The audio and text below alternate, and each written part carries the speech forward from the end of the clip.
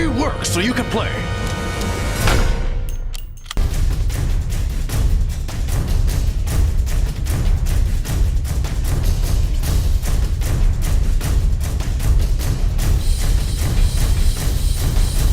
MiniWarGaming's Reign of Chaos!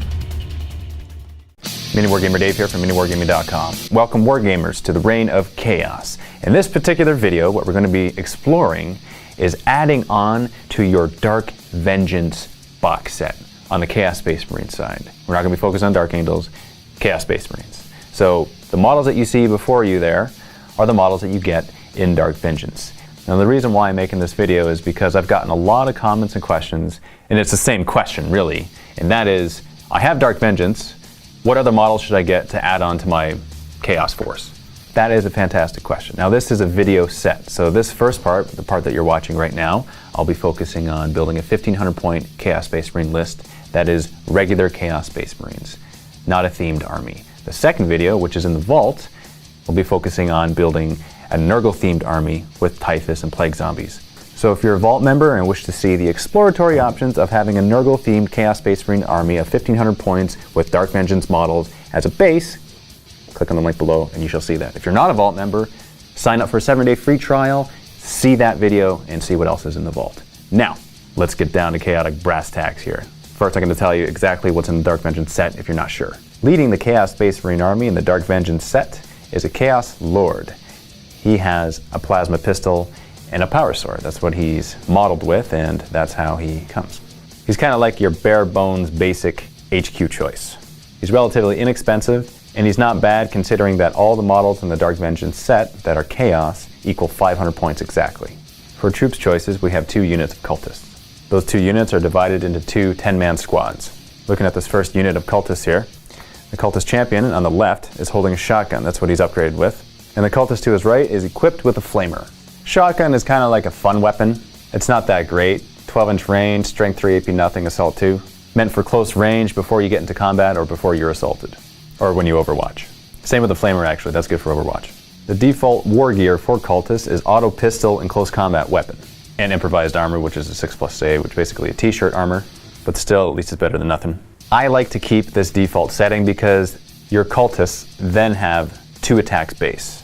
Even though they're only attacking at strength 3, there's that many more attacks, and you're not going to want to rely on their shooting ability because you can upgrade their guns to auto guns, which some might argue is a better choice because you can rapid fire it, and it having 24-inch range. I typically use my cultists as close combat meat shields, so I decided to keep their default war gear. Second unit of cultists, the cultist champion is not upgraded with anything, though the cultist to his right is upgraded with a heavy stubber. With 36-inch range, strength 4, AP nothing, heavy 3, this is what I would call a fun upgrade that you add to the unit just to give it that much more flavor. It doesn't actually do a whole lot in the game itself. Next up is a unit of chosen Chaos Space Marines. An elite choice, this is your unit that is designed for close combat.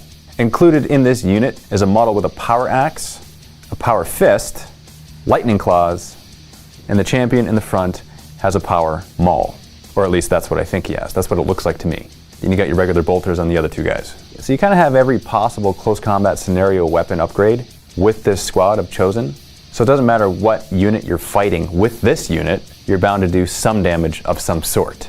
A very good all-around unit, not a very good specialized unit. For example, if you're fighting against Terminators, you're dead. On the other hand, if you're fighting a squad of Tacticals, you're not dead. In fact, your opponent is very dead. The thing I like about these models is that these models are different looking than regular Chaos Space Marines. What I like to do is grab one of these chosen models and proxy him as the aspiring champion in a squad of regular Chaos Space Marines. And for the big guy in the back, the elite choice Hellbrute, the default war gear on this model is a multi-melta and a power fist. A very nice looking model. There's a lot of good chaosy goodness on his armor there. He is a good vehicle killer. That's what you'll use him for. Can he hold his own in close combat? Yes, he can, but I don't recommend doing that because one power fist or equivalent, or heck, a bunch of crack grenades will tear through your armor. Vehicle killer. That's what he's designated for. Not the most competitive unit, but still fun to bring just because he's different and unique. All in all, the Chaos Space Marines that you get in the Dark Vengeance box set is fun to play with. Cultists are an excellent troops choice. Chosen are good because you can put specialty weapons on them. Hellbrood is fun for scaring your opponent just because, hey, he's a Chaos Dreadnought. You know that he's capable of some sort of chaotic mayhem. And your Garden Variety Chaos Lord is not the greatest, but hey, that's reflected in the points that he costs. He's relatively cheap. Now for the fun part. We're going to add our additional 1,000 points to this army. But before I do so, a little disclaimer. The list that you're about to see is not, by any means, the be-all, end-all of Chaos Space Marine lists. It's not meant for competitive tournament play. It's simply meant for having a well-rounded, well-respected Chaos Space Marine army. You'll do well. You're not going to win every single game with this list, but you won't lose every single game either. You will have fun fielding this list. There we go. That's a little bit better. When I was building this list in Army Builder, I didn't think that it was going to have this many models, but it actually fills the table up quite nicely. So let's take a look at what we've added. So starting off with Cultists, we have an additional squad. 10 man, no upgrades, 50 points, cheap, more bodies on the field for your opponent to chew through, more fodder. This is good because it gives your opponent more targets. In the back is a squad of Havocs, kitted out with 4 missile launchers. Now it's not represented on the models that you see there because I have a bunch of missile launchers coming to me from Austin. But the idea is to sit back and fire off those missile shots every single round, and you'll be sure to kill something every single turn. They're kind of like your anchor unit. They're always anchored in the back. They don't ever move or assault. All they do is shoot. I can't tell you how many games I've had where they've been alive in the end because no one really notices them. They're too busy dealing with the guys in their face. In terms of priority, they're lower on the priority list because they got to deal with the models that they're fighting in close combat. And then maybe once we take out those guys, we can get around to killing those Havocs in the back. But by then, those Havocs are still alive, shooting off those missile launchers. Missile launchers are good because you're high strength, you can pop vehicles with them. You can also kill hordes with them because of the small blast capability. Very versatile. Doesn't ignore cover, but that's okay. You can't complain for 135 points. I always try to deploy these guys in an area that is at the back of the board where you can get optimal line of sight to your enemy. Whether you deploy first or second doesn't actually matter because just take a look at the terrain and see where your opponent could possibly go, and that'll dictate where you put these guys. I try to keep them in cover as well, so in the event that they are shot at least they get a 5-up cover save, in the very least. That's if you're being shot at with high strength, low AP weapons. Which, if you are being shot at, you most likely are, because they're so far away from everything. Unless something deep strikes close to you or infiltrates close to you, and then you're dealing with a unit in close combat. And at this point, you pretty much say, bye-bye Havocs. It was nice bringing you. You weren't incredibly expensive, so it's okay. If I had to choose between bringing a Havoc squad, kitted out with missile launchers, or a Predator with perhaps twin-link last cannon up top and last cannon on the sides, I would choose the Havoc squad. Although you do have armor 13 on your Predator in the front, so you're severely limiting what can shoot at it, it is still a vehicle that can be popped in one shot. It is possible for one lucky shot to destroy it, and there goes all your points and all your shooting capabilities. Whereas with the Havoc squad, you got 5 wounds to contend with. These guys have no upgrades other than the missile launchers. No Icon of Vengeance giving them Fearless. No close combat, Power Fist, or anything like that. Bare bones basic. Done this way purposely so you have more points to spend in other units. Those 2 upgrades right there that I just mentioned equal the amount of points of an additional 10-man Cultist squad. Which would you rather have? Chaos Bikers. Oh, you knew these guys were coming. Now there's no mark on these guys. No mark in Nurgle, giving them a higher toughness, toughness 6. Or Marcus Lanesh, giving them a higher initiative, initiative 5. Nothing. Also done that way purposely because this is a Chaos Space Marine list without any marks, Chaos Undivided. I wanted to see what kind of a list I can build, not relying on any god-specific mark. 6 bikers in this squad. This squad is upgraded with 2 Melta guns, and there's a Kami Melta on the biker champion.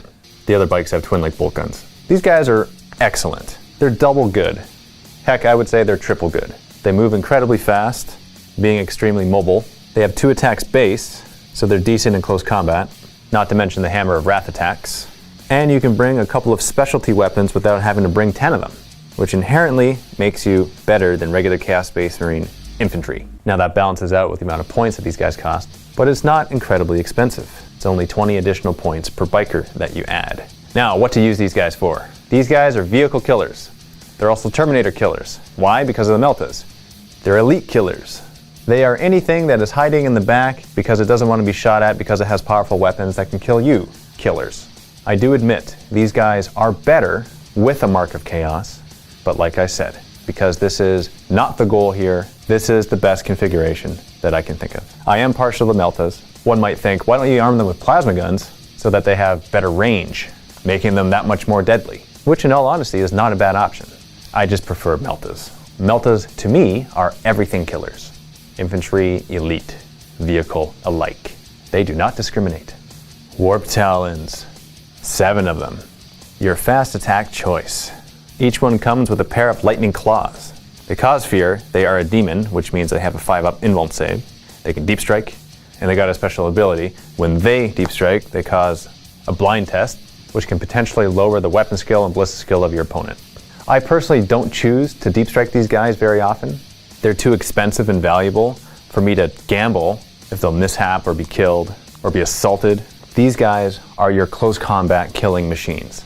I think that they were designed to kill Space Marines, especially with the Marcus Slanesh, giving you a higher initiative. But since they're markless, what I did instead is just simply bring them how they were. They are beautiful on their own. They need no plastic surgery. These guys have 2 attacks base, with the Warp Talon Champion have 3 attacks base. And these guys move incredibly fast because they got jump packs. Where possible, try to make it so you only move 6 when you are about to assault something, so you get your Hammer of Wrath attacks. Every extra attack is awesome and counts. Especially counts for these guys because they don't have bolt pistols. So you're relying solely on their close combat attacks in order to eviscerate whatever unit you are about to assault. So the Warp Talon Champion has the Champion of Chaos special rule, which means that in the event that there is a challenge that can be issued, he has to issue it. Same thing goes for the Biker and the Cultists, actually. And the Havocs, if they ever do get in close combat. But I wanted to focus on this guy because it's kind of important. You can give these guys a Mark of Chaos, but you can't give them the associated icon with that mark. For example, if I wanted to give them the Mark of Slanesh, giving them initiative 5, I couldn't give them the icon of Excess, which gives them Feel No Pain, which would be absolutely ridiculously awesome, but in my opinion, might be a tad broken. Once again, one could argue that because of how expensive these guys are, it balances out. Something that is fun to do if you happen to have a Psyker nearby, cast Endurance on these guys so they do get their Feel No Pain. That would make them machines. If you're fighting against Space Marines, put the Veterans of the Long War special rule on them. That gives you hatred to those Space Marines, granting you re-rolls to all misses in the first round of combat. In addition to this, you have your Shred special rule because you got a pair of Lightning Claws in each guy. So after the first round, if they happen to still be alive, you still get to re-roll your failed 2 wound rolls. In my experience, these guys do incredibly well in the game, provided that they start on the table and they are not deep struck in. It's either deep struck or deep striked. However you say it, I wouldn't suggest it. Helldrake, another fast attack choice. This rounds off the allotted spots you're able to bring in your fast attack choices with your Bikes and Warp Talons. Having a flyer, bringing a flyer to the game, changes the game. Keeps your opponent on their feet, and at the same time, not being overpowered or over-cheesed because you're not bringing 6 of them. Having 1 in a game, in my humble opinion, is friendly competition. Bringing 3 to a game is spiteful hatred. I very rarely equip him with the Hades autocannon. He has a choice between that and the Bale Flamer. I choose the Bale Flamer because it's a template torrent weapon, which means in any direction 360 from his base, I can set that template up to 12 inches away and ignore the cover of any unit it falls on. Let's not forget to mention that it's Strength 6 AP3. Also a Marine killer. Oh, is it ever glorious death whenever that happens. Fire from the sky. This, of course, happens after you Vector Strike. He can Vector Strike. Isn't that amazing? And he does it at Strength 7. Hopefully you roll for reserves well, and you get him in on second turn. That way he has the capability of killing more in a game.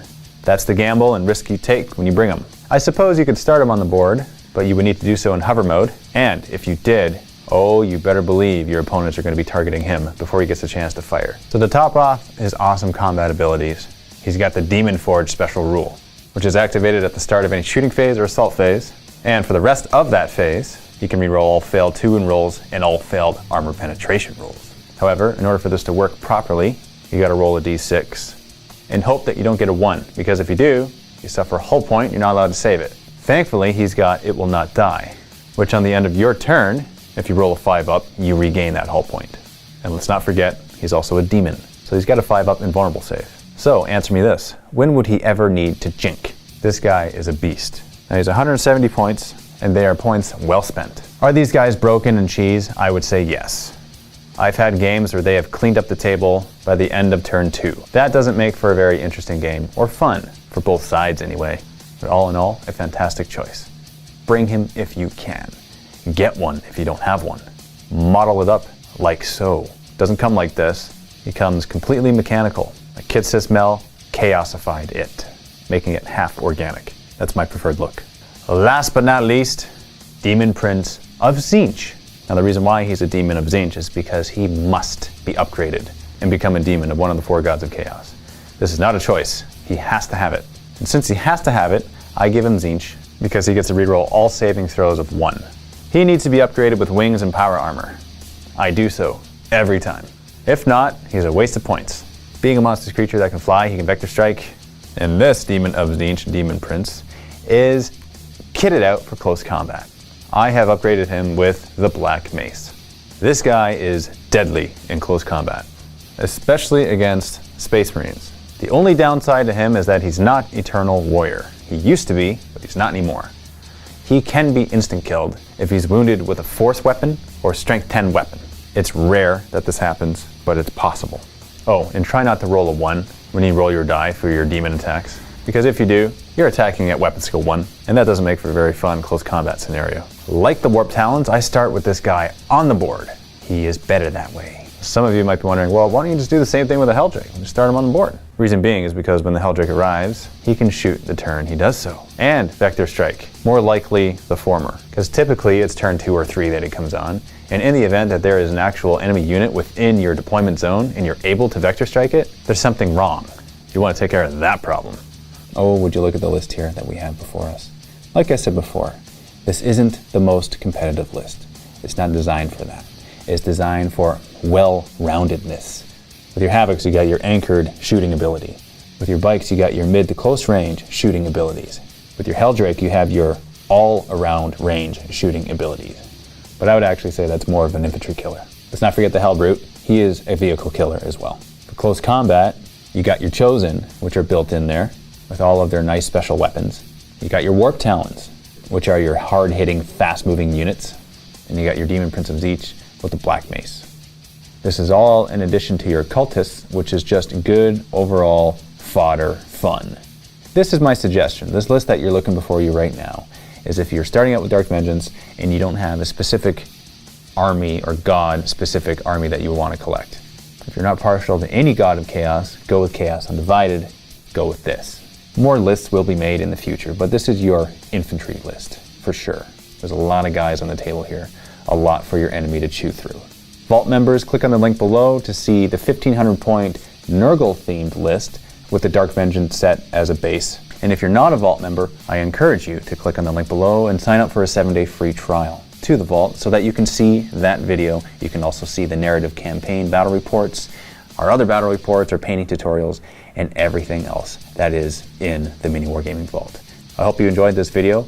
Leave your comments. Let me know what you think about this list, what you would change or tweak or add or take away. Let me know what other type of Chaos Space Marine army you would like me to build and showcase with their respective point values and themes. Thank you very much for watching, and happy wargaming.